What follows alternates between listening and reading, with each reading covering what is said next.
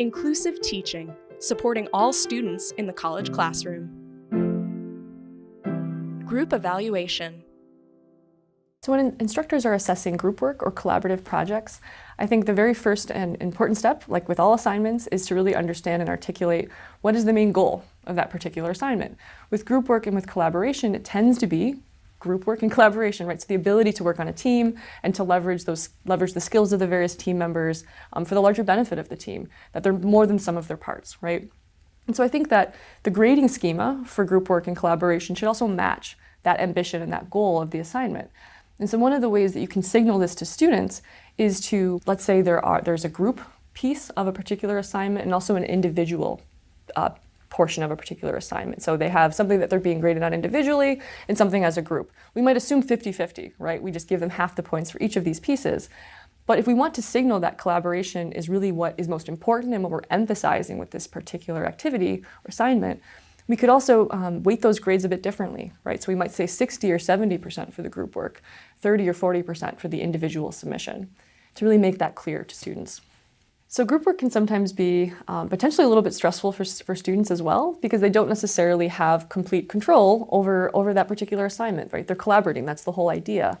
For this reason, I think it's very important that an instructor builds in opportunities for that group to provide feedback to each other and to the instructor throughout the course of the semester, right? So if you have a final group project at the end of the semester, but that group is starting to work together around week 3 or 4, building in a couple different points throughout where the instructor is capturing information about how that group functioned, if anything seems to be not going so well, feedback that they might have for the instructor on how to maybe structure the class and to also structure the activity and the time for that particular group. These are all helpful ways so that we don't get to that end of the semester and we discover all of these problems that arose within the group, and then we don't see the learning gains that we might have hoped because we were suffering from various logistical considerations, or we were not checking in with students early enough. So instructors can help students provide feedback to each other in a group setting by creating more structured guidelines and questions specifically asking about their experience working within a particular group. One of the questions that I love is, what is one thing that you learned as a result of working in this group that you might not have learned otherwise?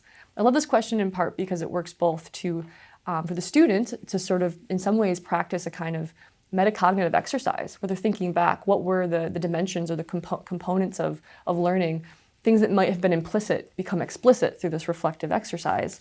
But it's also great information for the instructor as well. What are students writing down, right? That is something that was really a key takeaway. So that can be a source of data and feedback for the instructor as well as they want to close the loop on that particular semester.